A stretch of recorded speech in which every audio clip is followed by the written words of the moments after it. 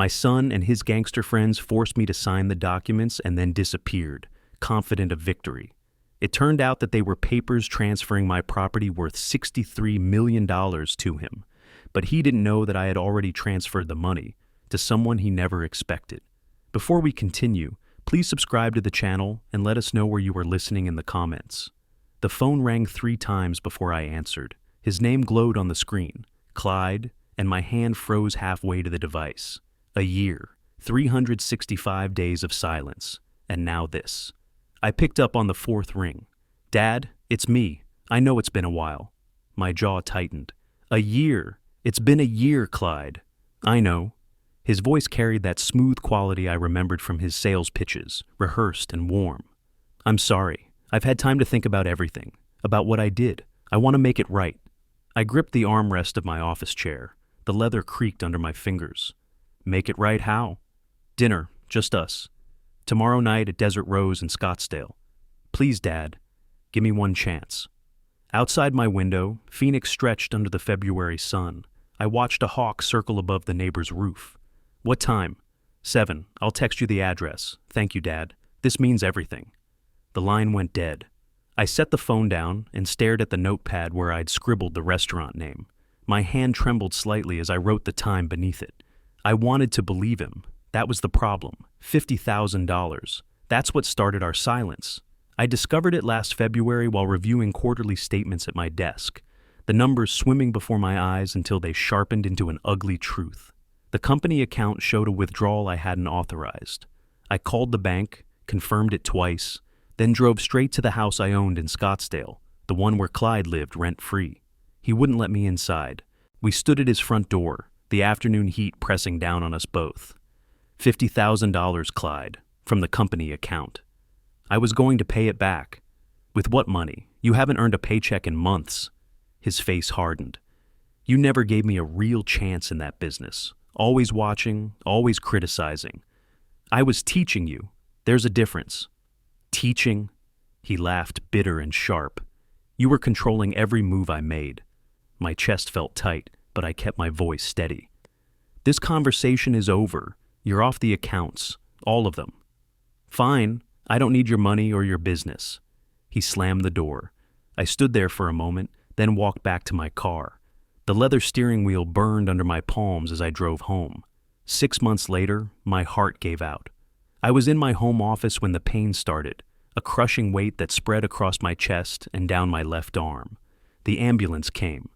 3 days I spent in that hospital bed, watching the door, checking my phone. The nurse kept asking if someone was coming to pick me up. "I'll call a taxi," I told her, but I knew. The hospital had called him. I saw it in my records later. Emergency contact, Clyde Russell, son. They'd notified him of my admission, my condition, everything. He never came, never called. The realization settled over me like ice water. He was waiting for me to die. That hurt worse than the physical pain. Sitting alone in my house that first night back, I understood something fundamental had shifted. 40 years I'd built my business, commercial real estate, investment properties, careful planning, 63 million in assets, and my own son was circling like a vulture, waiting to inherit it all. I needed protection. 3 months ago, in November, I drove to Pearl Anderson's office downtown.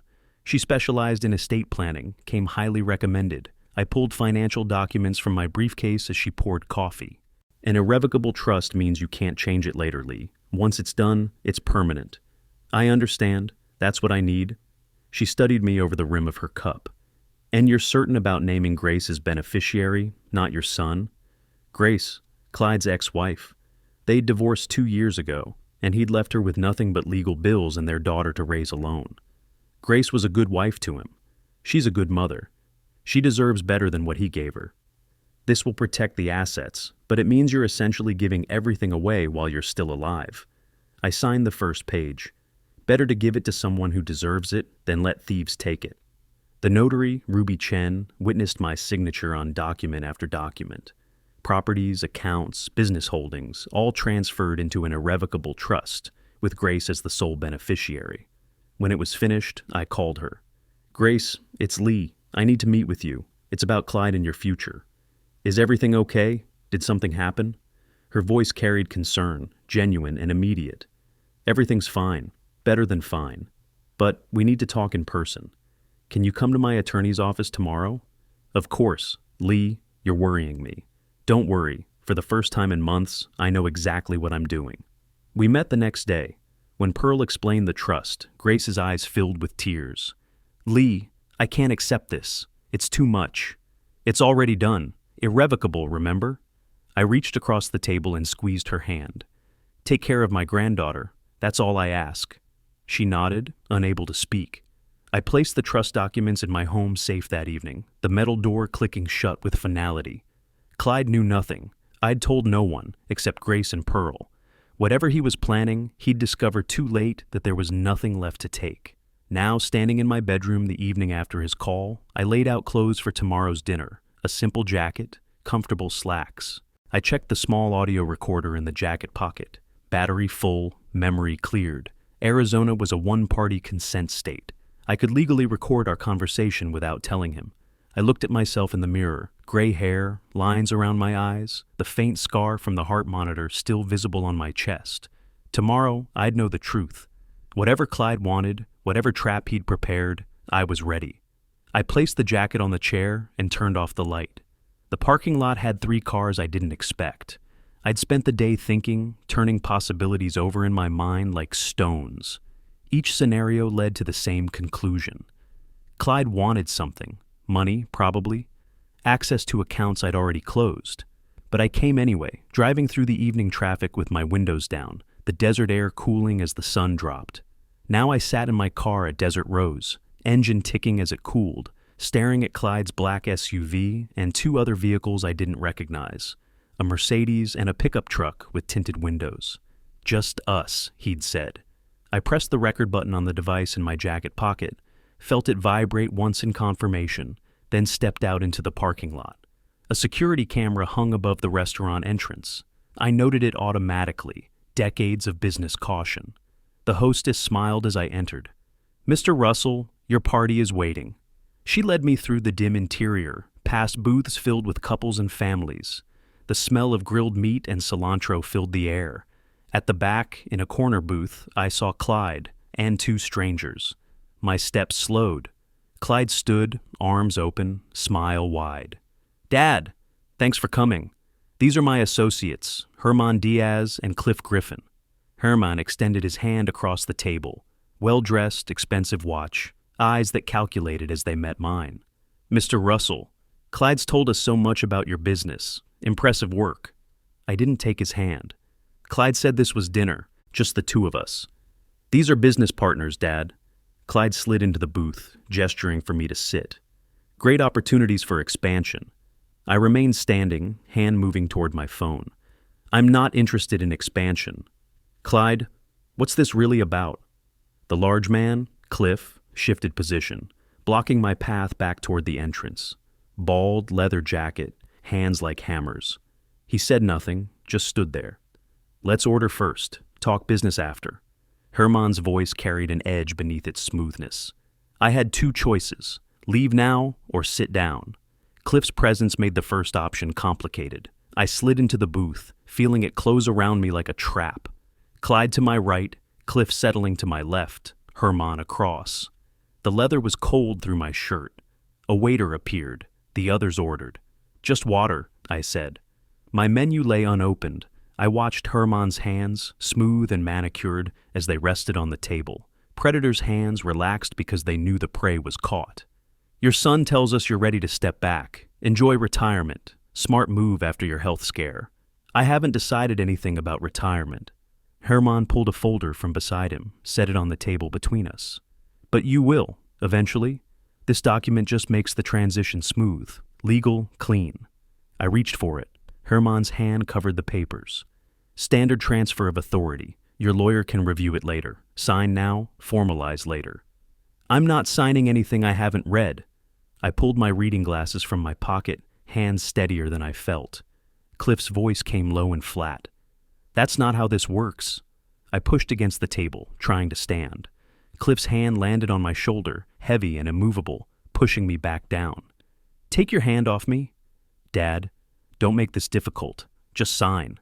Clyde's voice had lost its warmth, gone cold and mechanical. Difficult? You ambush me with strangers and demands. Herman leaned forward, voice dropping to a whisper.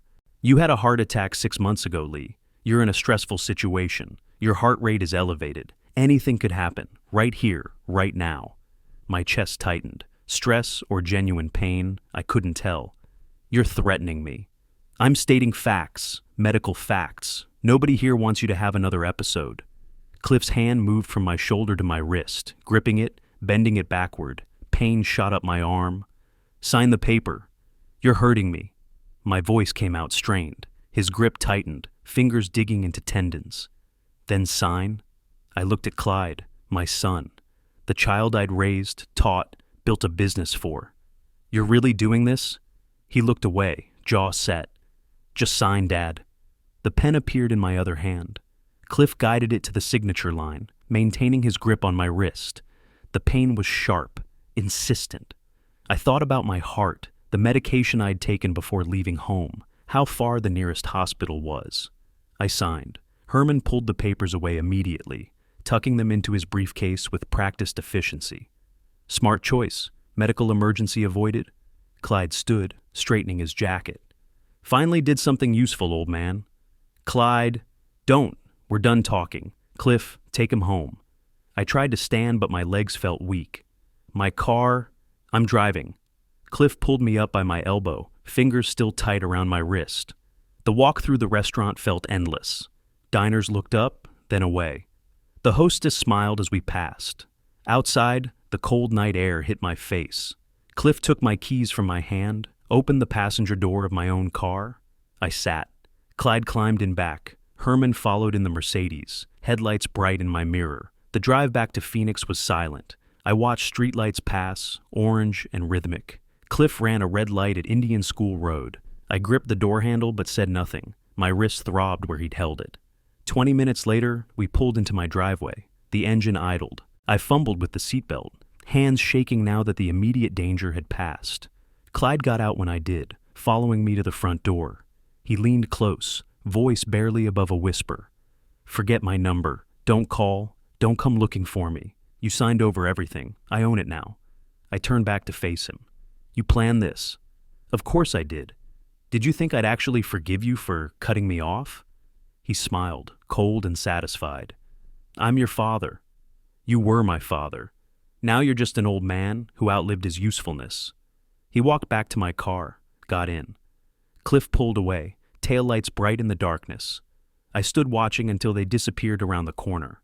The house was dark behind me. I unlocked the door, stepped inside, didn't turn on the lights immediately. My hand went to my jacket pocket, found the recorder, pressed stop. The red light blinked off. I stood in the darkness, listening to my heart beat in my ears. They'd taken my car, forced my signature, threatened my life, but they'd signed papers for companies I no longer owned. For the first time since the restaurant, I allowed myself a small, cold smile. Tomorrow I'd start making calls. Tomorrow, the real game would begin. I woke in my chair, still wearing yesterday's clothes. Sunlight cut through the blinds, striping the carpet in gold and shadow. My neck ached from the angle I'd slept at, and my mouth tasted like copper. I checked the time on my phone, 7:23. The bruise on my wrist had darkened overnight, purple spreading into yellow at the edges like spilled ink. I took a photo of it, evidence. The phone felt heavy in my hand. Before I could stop myself, I dialed Clyde's number. It rang once, then switched to voicemail. His voice smooth and recorded. Leave your message. I hung up. Tried again 15 minutes later from the kitchen. Same result. The phone was off, or he'd blocked my number. Either way, the message was clear. Coffee helped. So did a shower and clean clothes. By 8:30, I felt almost human again. That's when Tom called. Lee, thank goodness, something happened this morning. Tom managed my main auto service location in Phoenix, had worked for me for 16 years. His voice carried an edge I rarely heard. Tell me everything. Your son came in around 8, had 2 men with him, big guys, intimidating, said he owns the company now. My hand tightened on the phone. What exactly did he say? That you'd signed over control, showed some papers. I couldn't read them clearly, he kept moving them around. Then he fired Marcus, Stephen, and Jennifer, just like that, On the spot. Did you sign anything? No, I told him I needed to verify with you first. That's when he got really angry. Started making threats about replacing me too. Tom paused. Lee, what's going on? My son made a mistake, a big one. I kept my voice steady. Don't sign anything. Don't give him access to anything. I'll handle this. You're sure? Completely sure. After we hung up, I stood in my kitchen for a long moment, staring at nothing.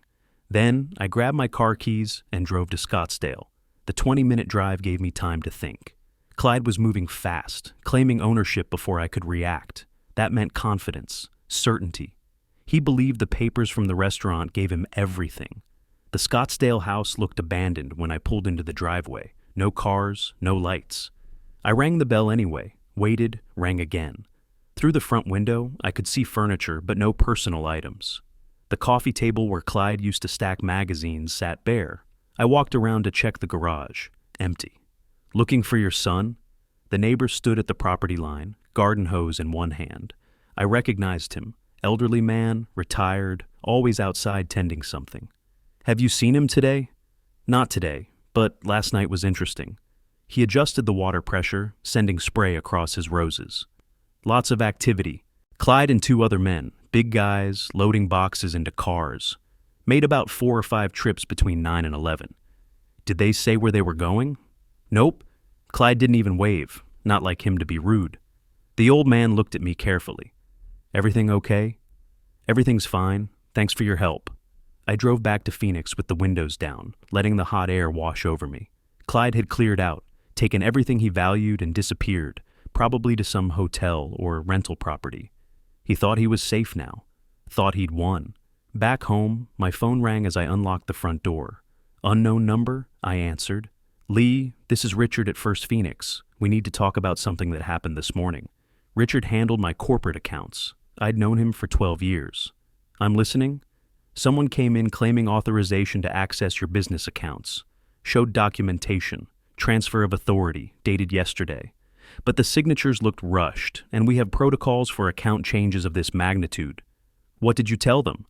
That we needed additional verification, notarized confirmation from you directly. He paused. They weren't happy. The younger man, said he was your son, became quite aggressive. I smiled despite myself. Richard, freeze all the accounts, everything. I'll come in tomorrow to make it official. Lee, what's happening? Someone's trying to steal from me, but they don't know they're stealing empty boxes. After hanging up, I went to my home office and closed the door, even though the house was empty. Habit, privacy. The floor safe sat hidden beneath a section of rug under my desk. I knelt, spun the combination, right, left, right, and heard the satisfying click as it opened. The manila folder was right where I'd left it. Grace Russell Trust, written in Pearl Anderson's precise handwriting across the tab. I spread the papers across my desk like a winning poker hand. November 15th, 2024. 3 months and 11 days before the restaurant trap. Ruby Chen's notary seal pressed into every signature page, official and permanent. Asset list. 5 auto service locations, 4 residential properties, investment portfolios totaling $47 million. Total value, $63 million transferred in full to Grace Elizabeth Russell. Beneficiary line, clear as daylight. Grace Elizabeth Russell Thompson. I ran my finger down the signatures, mine, Pearl's, Ruby's. Every page initialed, every transfer executed, every asset protected. Clyde had forced me to sign papers claiming ownership of companies I no longer owned. He'd stolen nothing, absolutely nothing. I sat back in my chair and allowed myself something I hadn't felt in 2 days. Satisfaction, not joy, something colder, more calculating. The kind of feeling you get when a carefully laid trap springs exactly as planned. My phone sat on the desk beside the documents. I picked it up, found Grace's contact, pressed call. She answered on the 3rd ring. Lee, is everything okay? I need to see you tomorrow morning. It's important. You're worrying me. Did something happen with Clyde? Yes, but not what you'd expect. I kept my voice level, giving nothing away yet. Can you meet me at 9? That coffee shop on Central, near the hospital? Of course. Should I be worried? No. For the first time in a long time, you shouldn't worry about anything. Silence on the line, then, Lee, you're not making sense. Tomorrow, I'll explain everything tomorrow. This is about you and Emily, about your future. Another pause. Okay, 9 tomorrow. I'll be there. I returned the legal paperwork to the safe and spun the lock closed. The metal clicked into place with finality. Standing at my office window, I looked out at Phoenix stretching toward the mountains, afternoon light turning everything gold and amber. Tomorrow, I'd meet Grace. Tomorrow, I'd explain everything, bring her into the plan, make her understand what we had and what we could do with it. For now, I allowed myself this moment. Clyde thought he'd won. He was out there somewhere, celebrating, planning his next move, believing he owned everything I'd built. But the game hadn't even started yet, and I'd always been better at the long play. Grace arrived 2 minutes late, still in her scrubs. I'd chosen the back booth at the coffee shop on Central, arrived at 8:45 to claim it before the morning rush. The folder sat on the table in front of me, closed. Inside, trust paperwork, transfer receipts, 4 years of evidence. I'd ordered black coffee. When the waitress asked about breakfast, I shook my head. The door opened at 9:02, and Grace entered. Navy scrubs, hair pulled back in a ponytail, exhaustion written in every line of her face. Night shift at the hospital. She spotted me immediately, wove through tables to the booth, slid in across from me. Lee, she set her purse down, managed a tired smile. You're scaring me. What happened? The waitress appeared. Grace ordered tea, waved off the menu. We waited in silence until the woman left. 2 nights ago, Clyde called, said he wanted to reconcile, asked me to dinner. And it was a trap. He brought 2 men, criminals. They forced me to sign papers transferring my business. I pushed up my left sleeve, extended my arm across the table. The bruise circled my wrist like a bracelet, purple and yellow and distinctly finger-shaped. Grace leaned forward, her nursing instincts visible. She assessed the injury without touching it, professional and thorough. That's assault. Did you call the police? Not yet, because what they took isn't what they think they took. I opened the folder, turned the first document so she could read it. The papers I signed claimed to transfer my business, but I don't own the business anymore. You do. She stared at the document, picked it up with shaking hands, flipped through pages, read the beneficiary line 3 times. This says $63 million. Lee, this can't be right. It's right, every penny. I slid the asset list across. 5 auto service locations, 4 properties, investment accounts, all legally transferred to you last November. But why? Her voice cracked. Why me? Because you're a good mother. Because Clyde destroyed you and you kept going. Because Emily deserves better than what her father gave her. I pulled out the second stack of papers, bank receipts, monthly transfers, 4 years of payments. That little bit of savings you thought you had? That wasn't savings, Grace. That was me. 4 years of support Clyde should have paid. She set the papers down carefully, covered her mouth with one hand. Her eyes filled, but she fought it, fought to maintain composure in this public place. She picked up her tea, drank, set the cup down with trembling hands. Why didn't you tell me? Because you needed to believe you were managing, that you were strong enough on your own. I leaned forward. And you were, but you shouldn't have had to be. Grace looked at the documents again, then at me. Something shifted in her expression, understanding replacing confusion. He locked me out. Did he tell you that part? No. 4 months pregnant with our second child. Changed the locks while I was at work. Put my clothes in garbage bags on the porch. Her voice stayed level, nurse steady, but her hands gripped the table edge. I stood on that sidewalk with the police treating me like a trespasser. The house was in your name, not mine. I had no legal right to be there. I said nothing. Let her continue.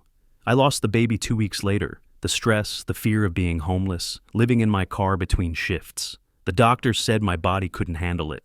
She wiped her eyes quickly, efficiently. Don't be sorry. Help me make sure he can't do this to anyone else. I slid a new document across, acknowledgement of trust ownership, simple and clear.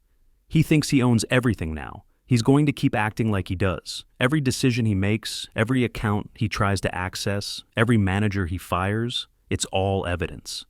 Evidence of what? Fraud, theft, coercion, identity theft. We let him build his own prison, brick by brick. Then we locked the door. Grace picked up the document, read it carefully. I'd included a pen. She held it, but didn't sign immediately. What do you want from me? I want you to understand. You own this, legally, completely. I'm asking you to let me help you protect it. I met her eyes. This isn't conditional. It's yours whether you help me or not. But if you do help, we can do more than just protect assets. We can make sure he faces real consequences. She looked at the pen, then at me. When do we start? He's already been to my business, claimed ownership, fired 3 managers.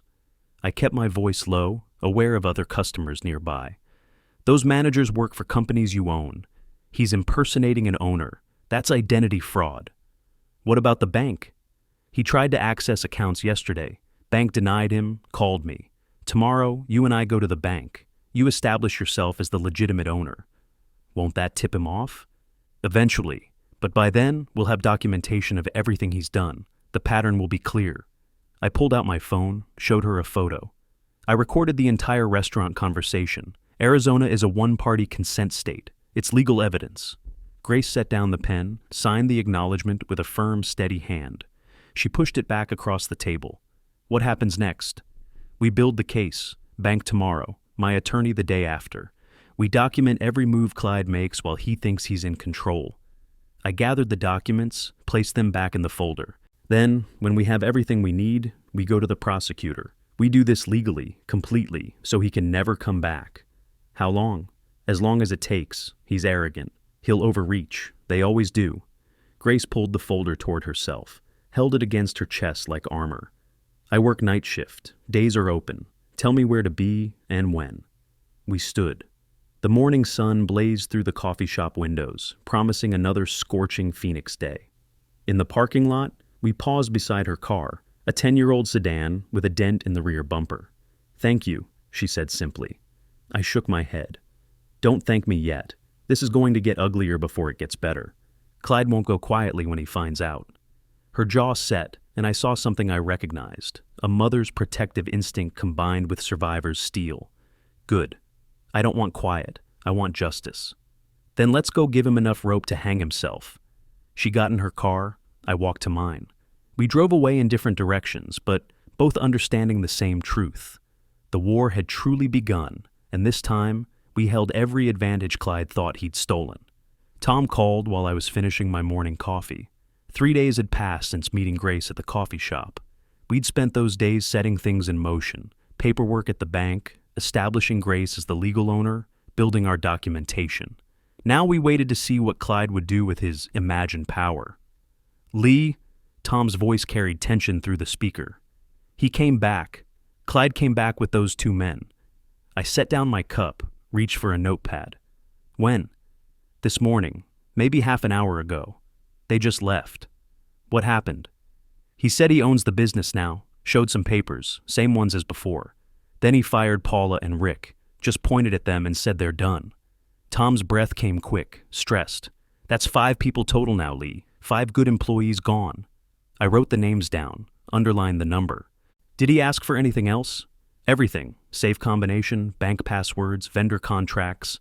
Said I had 24 hours to hand it all over, or I'm fired too. A pause.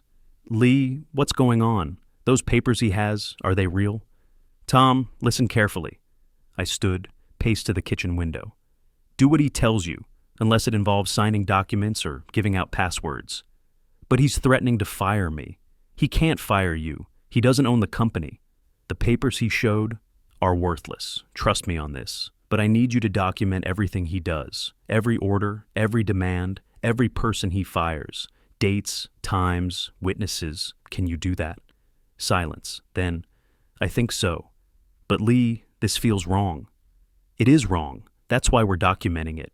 Stay calm, stay professional, and keep records. When this is over, you'll understand why. After hanging up, I texted Grace a single line. It's starting. Her response came immediately. Ready when you are.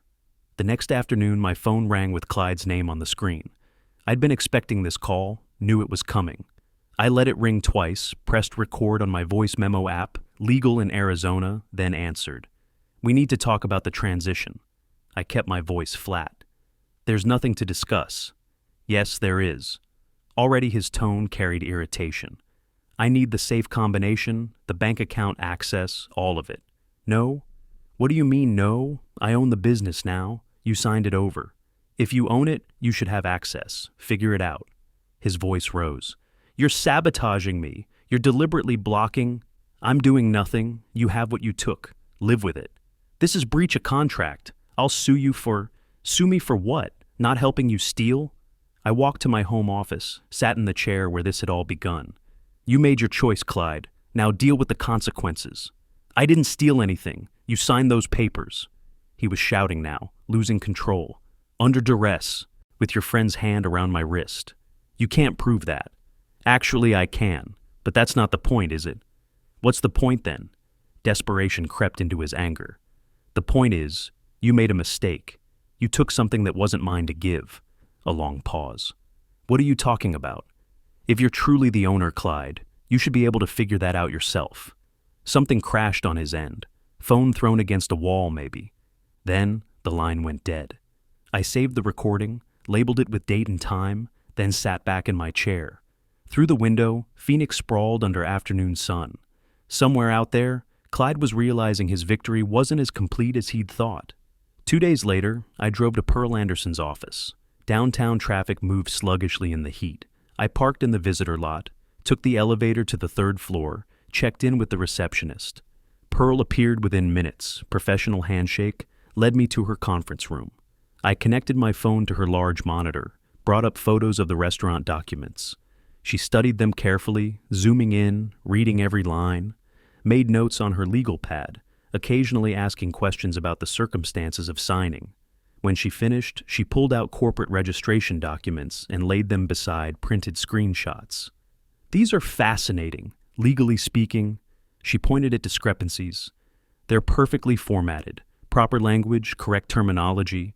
Someone knew what they were doing. But they're claiming transfer of assets you didn't own at the time of signing. She tapped the dates. Trust transfer, November 15th. These papers, February 8th. It's like signing over a car you sold last month. So they're worthless. Completely. But your son doesn't know that, does he? No, and he's acting like he owns everything. Good. Let him.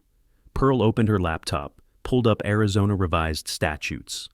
Every action he takes as owner is a crime. Identity fraud under ARS 132310. Impersonation. Possibly racketeering if we can tie in his associates. How long before we involve the police? Not yet. We need a clear pattern. Right now, it's one incident at a restaurant and some questionable behavior at your business. What constitutes a pattern? Multiple incidents, documented attempts to access accounts, firing employees, trying to conduct business transactions. The more he does, the stronger our case. She closed her laptop. Give it 2 weeks minimum. Let him really establish himself as the imposter owner. Then we strike with everything. And what do I do in the meantime? Nothing. That's the beauty of it. You do nothing, and he hangs himself. I collected copies of documents Pearl prepared, shook her hand, thanked her for the clarity. In my car, I called Grace with an update. Everything's proceeding exactly as planned. Meaning Clyde is making mistake after mistake. Pearl says give him 2 more weeks. That's a long time. It's necessary. We need an airtight case. I trust you, Lee. Just tell me what you need from me. Stay ready. When the bank calls about his next attempt, we file the fraud report immediately. I drove home through evening traffic, watched the sun turn the sky orange and purple behind the mountains. Clyde thought he'd won. He was out there somewhere, probably calling more banks, demanding more access, making more mistakes. Each attempt, each demand, each threat, all of it building our case. The trap was set. Now we just needed to wait for the prey to spring it. Richard's call came mid-morning, right on schedule. I was watering houseplants in the living room, morning sun warming the carpet, when my phone buzzed. I set down the watering can, wiped my hands on a towel, saw the banker's name on the screen. Lee, we have a situation. Your son was here this morning. Tell me what happened. He came with another man, well-dressed, did most of the talking, demanded immediate access to the main operating account. Richard's voice carried professional tension. 2.3 million, said he had authorization, showed documents. The same papers from before? I believe so, same dates. They were aggressive. threatened legal action against the bank for obstruction. What did you tell them? That we need 24 hours for verification, standard protocol for transfers of this size. I smiled despite myself. Good. Give me until tomorrow afternoon. Then you'll have all the verification you need. I hung up and immediately dialed Grace. She answered on the second ring, hospital sounds in the background. Grace, it happened. They went to the bank. When? This morning. Demanded access to $2 million. Her sharp intake of breath carried through the line. That's my daughter's college fund. Was. Now it's safe. But we need to move now. Pearl's office. 2 o'clock. Can you make it? I'll tell my supervisor it's an emergency. I'll be there. Bring identification, driver's license, passport, if you have it. Lee? A pause. Are we really doing this? We're protecting what's yours. Yes, we're really doing this. I called Pearl's office next. The receptionist checked the schedule, confirmed Pearl could see us at 2. I changed into business attire, this was official, and prepared a folder with all our documentation. Grace arrived at Pearl's office 10 minutes after me, still in navy scrubs, hair pulled back, exhaustion and determination mixing in her expression. Pearl led us to the conference room, spread documents across the table like battle plans. Grace, you understand what you're filing? This makes it official. Criminal complaint. I understand. Once we do this, there's no taking it back. Your ex-husband will face serious charges. Good. Pearl looked at me, then back to Grace. I need to hear it from you. Grace? Her voice came steady, clear. He tried to steal from his own daughter. From me. From Lee. File the report. All right then. Sign here, here, and here. The sound of pen on paper. Pearl witnessed each signature, notarized the fraud complaint, made copies for Grace's records. Go to the bank now. Richard expects you. Show him everything. Trust documents, notary certifications, this complaint. You're the legitimate owner reporting attempted theft. Grace left with Pearl. I stayed home. This had to be Grace's action, her authority as the legal owner. I paced my living room, phone in hand, waiting. An hour passed. My phone buzzed with a text. Grace. At bank now. Security recognized me from before. 5 minutes later. Meeting with Richard. He's reading everything carefully. Then, bank manager called in. This is bigger than I thought. Finally, done. Richard says fraud division will contact me within 48 hours. Thank you, Lee, for all of this. I texted back, thank yourself. You had the courage to do this. That evening I poured whiskey, neat, single malt, and allowed myself a moment of satisfaction. Tomorrow, the bank would act. Tomorrow, Clyde would discover what real consequences felt like. The next morning, emails arrived while I ate breakfast. Bank notification, all corporate accounts frozen pending investigation. Another message, fraud report filed, authorities notified. Everything CC'd to Grace as primary account holder. I forwarded both to Pearl with a single word. Excellent. Then I waited. Clyde's call came mid-afternoon. I let it ring 4 times before answering, pressed record first.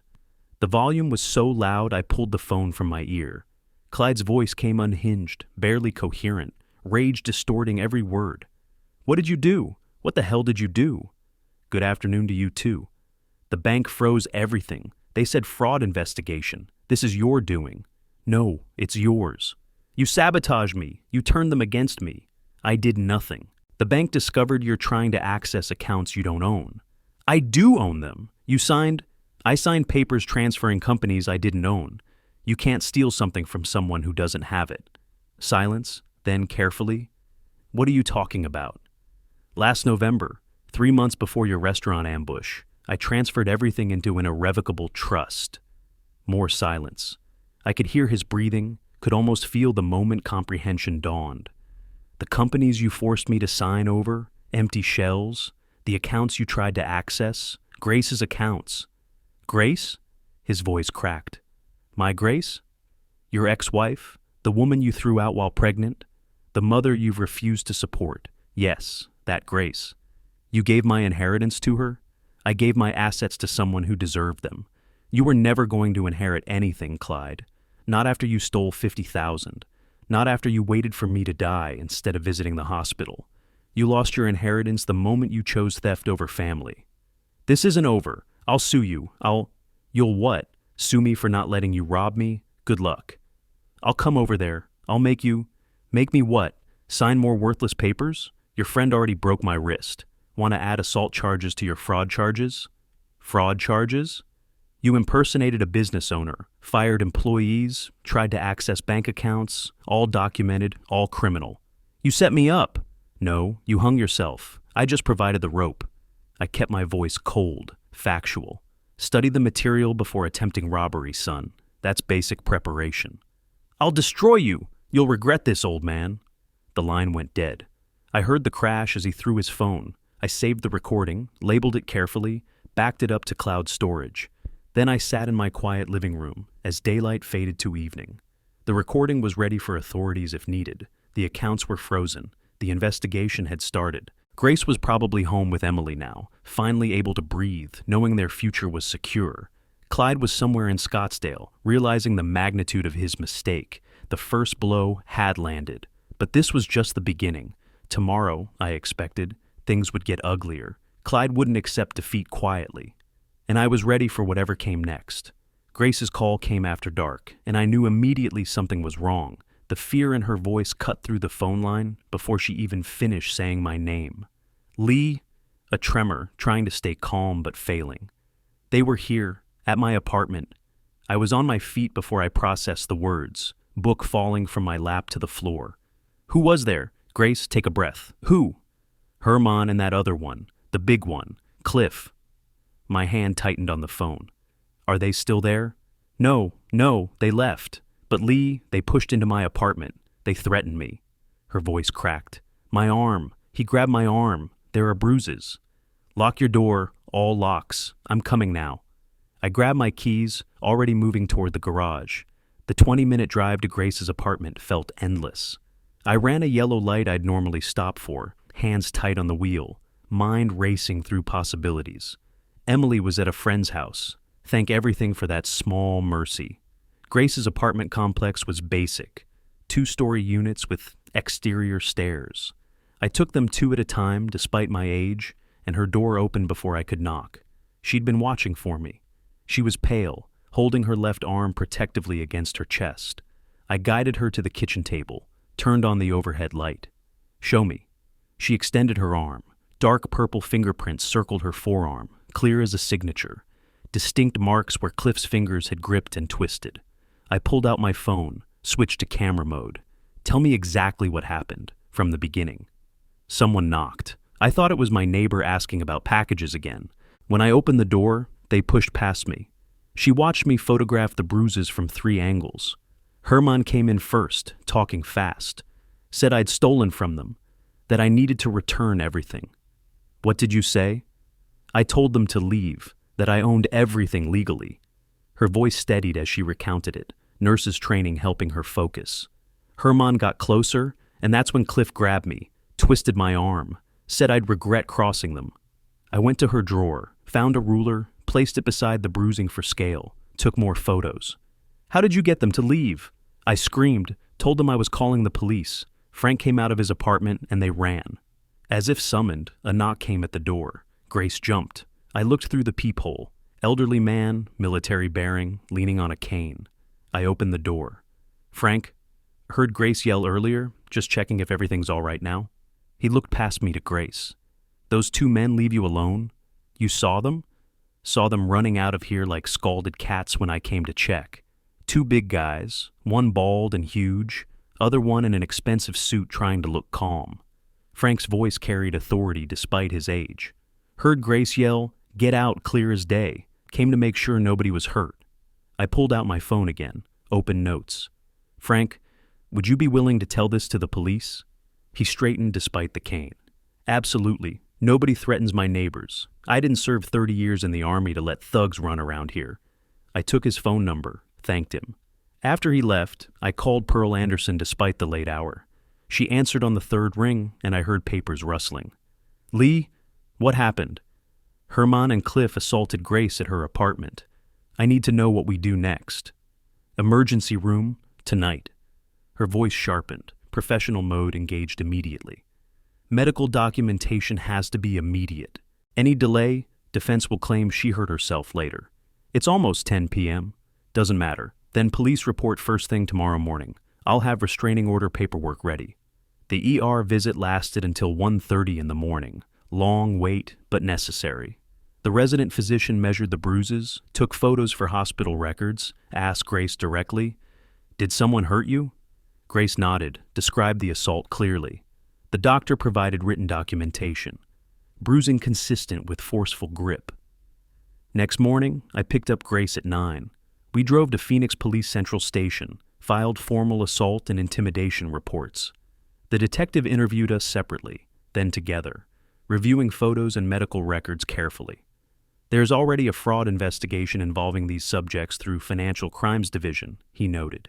This adds assault, criminal trespass, witness intimidation. He promised to interview Frank, increase patrols near Grace's apartment.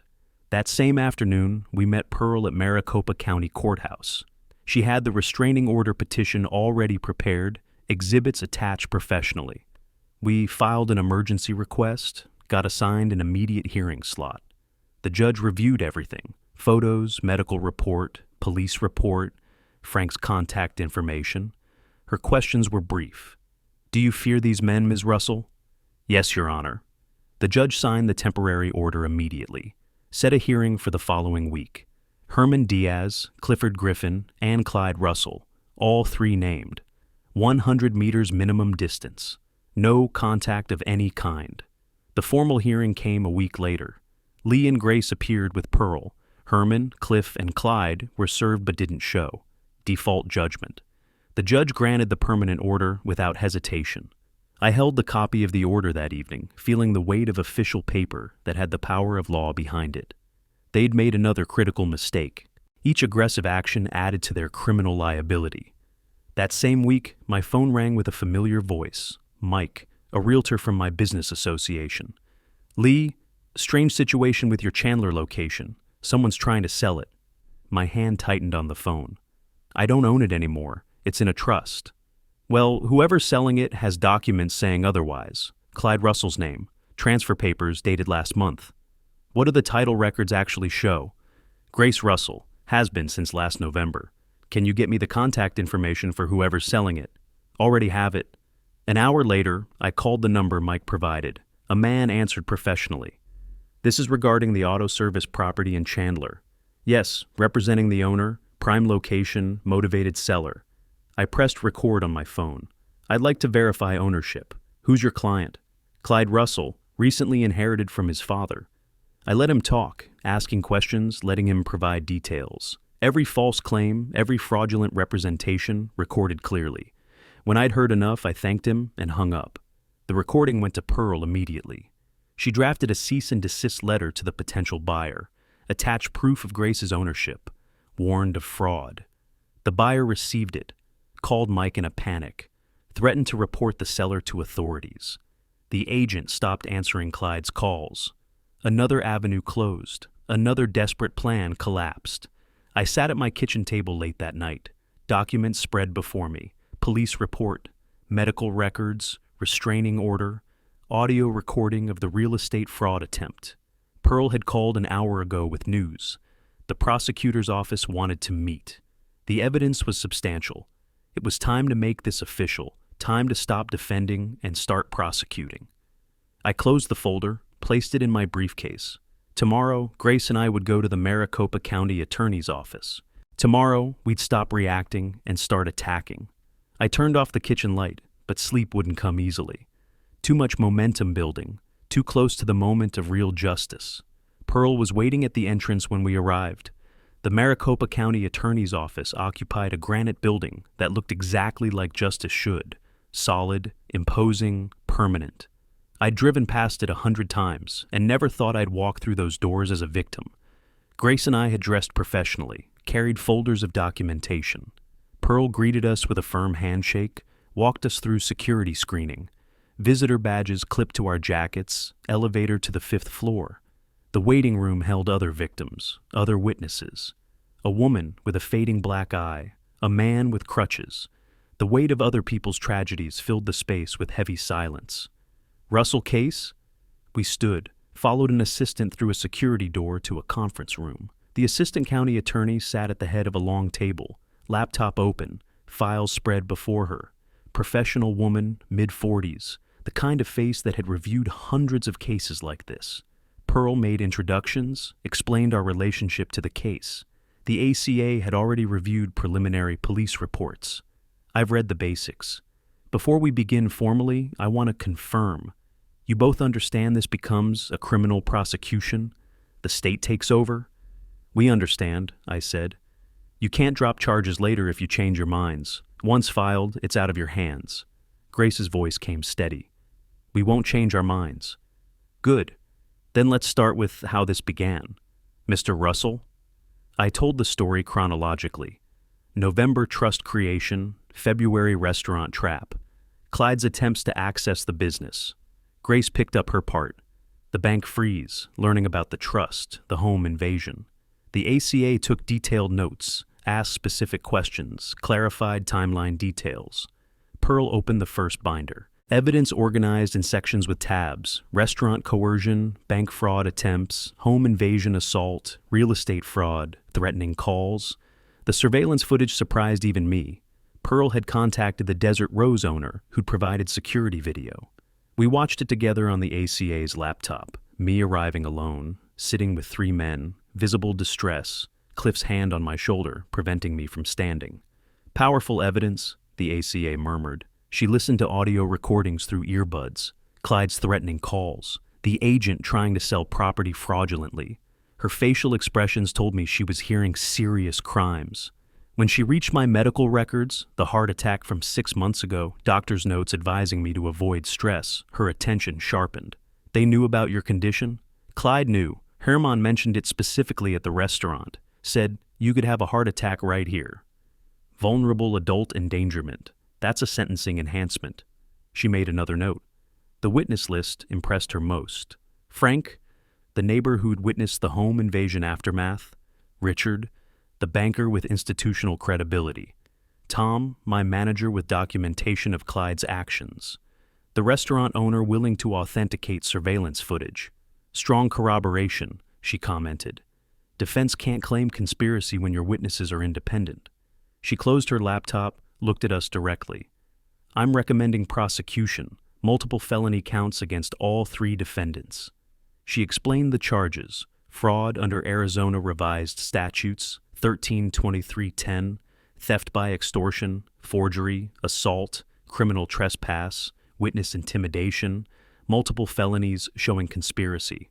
This is one of the clearest fraud cases I've reviewed. I'll present to the grand jury within 2 weeks. After indictment, arrests follow.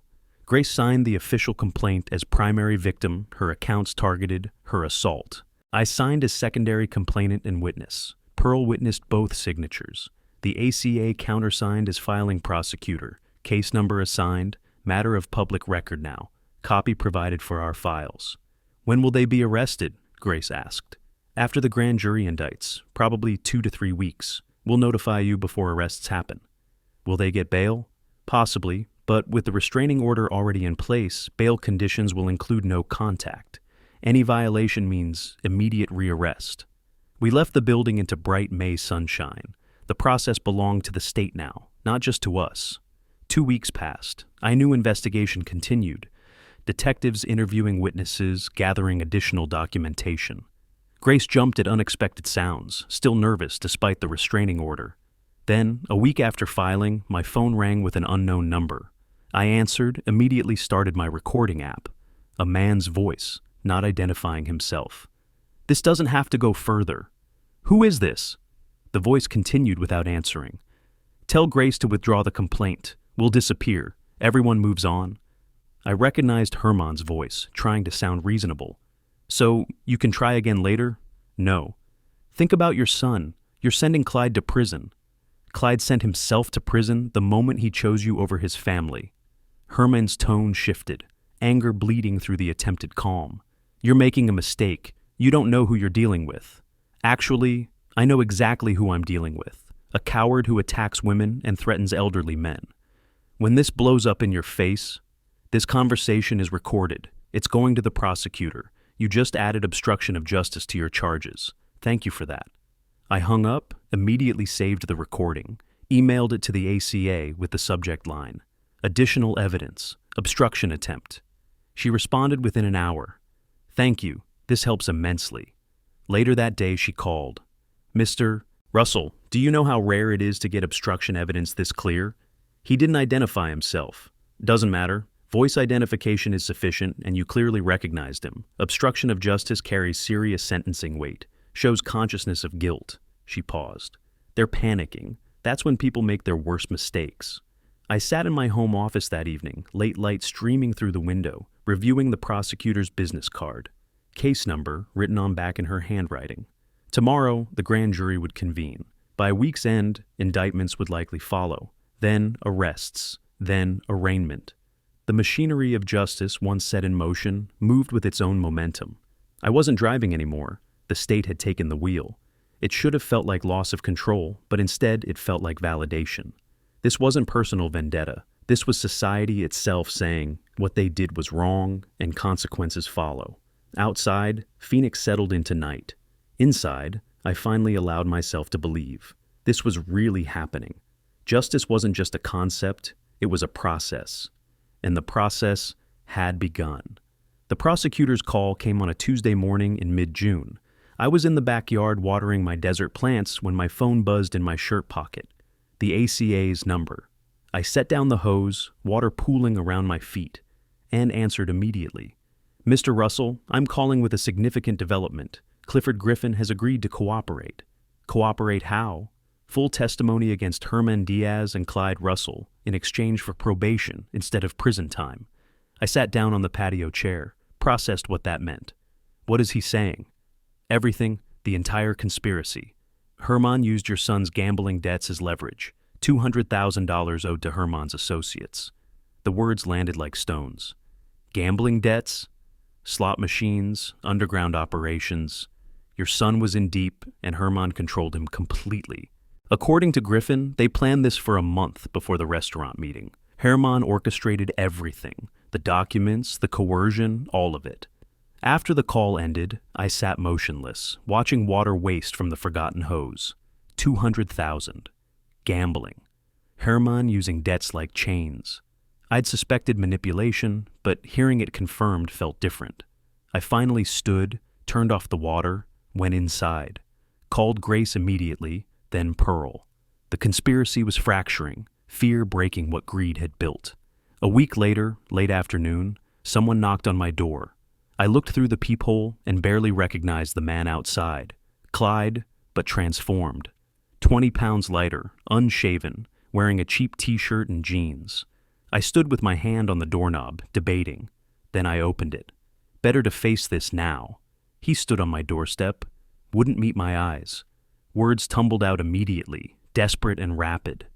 "Dad, please, just listen. I know I messed up. I know what I did was wrong. Herman had me trapped. I owed him money. So much money. He said if I didn't help him, I was scared."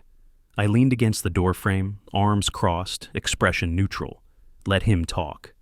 "I didn't want to hurt you. You have to believe that. But I didn't know what else to do. He had those guys, Cliff, and I thought they'd kill me. Are you finished?" He looked up hopefully.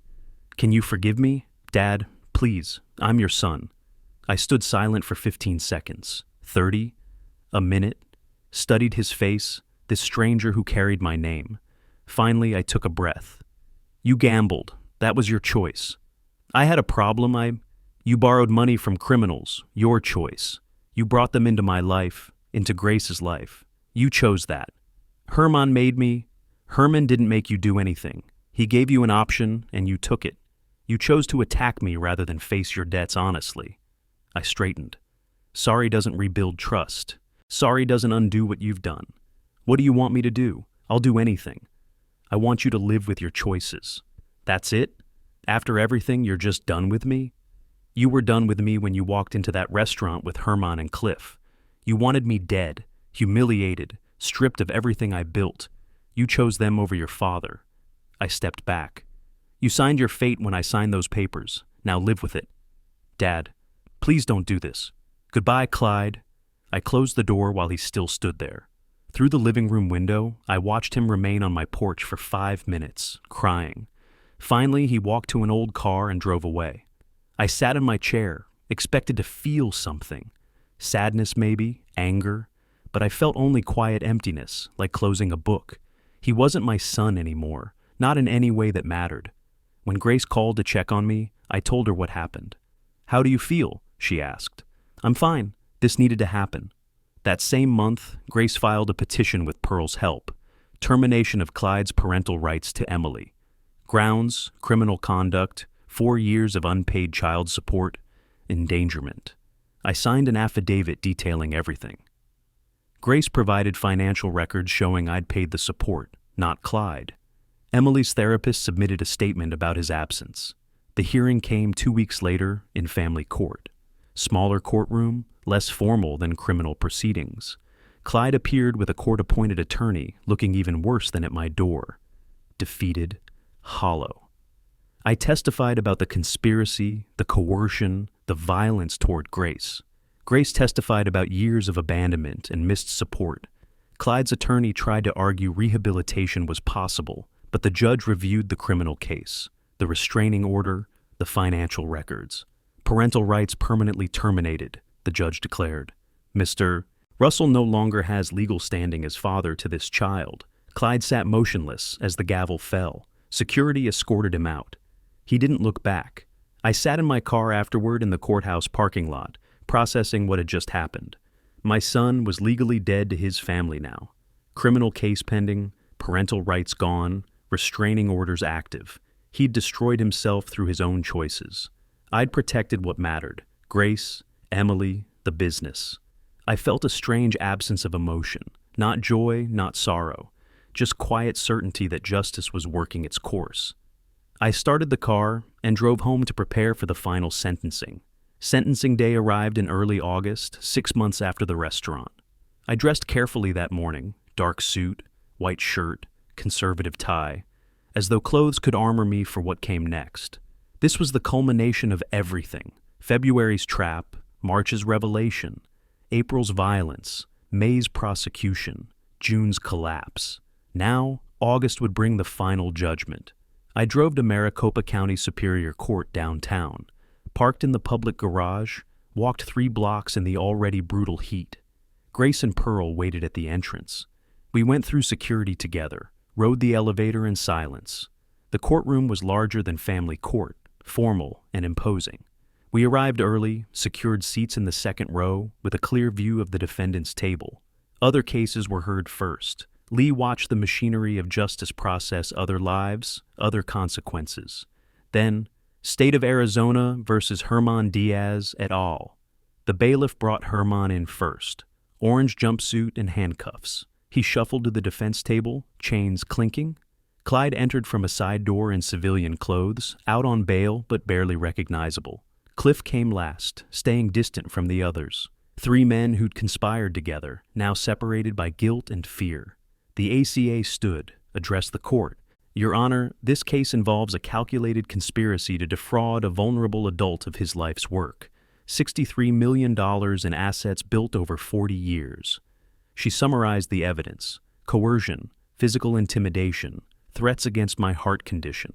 The escalation to the home invasion when their plan failed. Herman's attempted witness intimidation, even after arrest. The state recommends maximum sentence for Mr. Diaz, probation with strict conditions for Mr. Clyde Russell, and credit for cooperation for Mr. Griffin. Defense attorneys made their pleas. Herman's lawyer argued for leniency, cited family needs. Herman stared ahead, jaw set, showing nothing. Clyde's attorney discussed addiction and manipulation. Clyde nodded along, wiping his eyes. Only Cliff's attorney was brief, noting cooperation. The judge asked if victims wished to speak. I declined. The facts spoke for themselves. Grace stood, walked to the podium. "Your Honor, for 4 years I raised my daughter alone while her father lived in his father's house, spending money he didn't earn." Her voice strengthened as she continued. "Then they came to my home. They invaded my apartment. My daughter could have been there. She could have seen her father's associates attack her mother." She finished, "Thank you for holding them accountable and protecting my daughter's future." The judge reviewed files in silence, then looked at each defendant. Mr. Diaz, you orchestrated a conspiracy to defraud an elderly man of his life's work. When that failed, you escalated to violence. You've shown no remorse. The judge's voice carried weight. 6 years in custody of Arizona Department of Corrections. The gavel struck. Guards approached Herman, handcuffed him. As they led him toward the custody door, he glanced back at me. I met his eyes calmly. No anger, no triumph, just witness. Mr. Russell, you betrayed your own father. That's particularly despicable. The judge looked at Clyde. 3 years supervised probation, miss 1 check-in, violate 1 condition, and you'll serve the suspended sentence in prison. Stay 500 meters from your father and Ms. Russell. Pay restitution of $72,000. Clyde closed his eyes, relief washing over him despite the severity. Mr. Griffin, your cooperation prevented a longer trial. 2 years probation, 500 hours community service. The gavel fell 3 times. Justice, pronounced and final.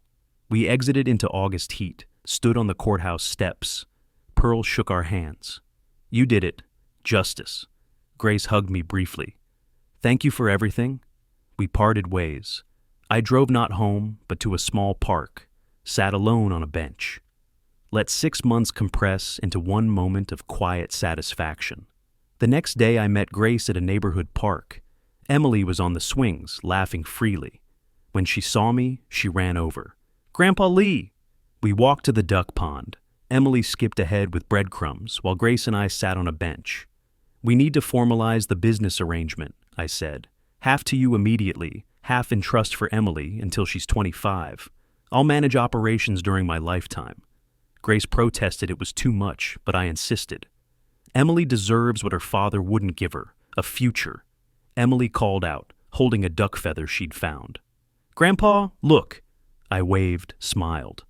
That's beautiful, sweetheart. A week later, I drove to the main auto service location, parked in the owner's spot I'd used for 40 years. Tom greeted me, and we walked through the shop together.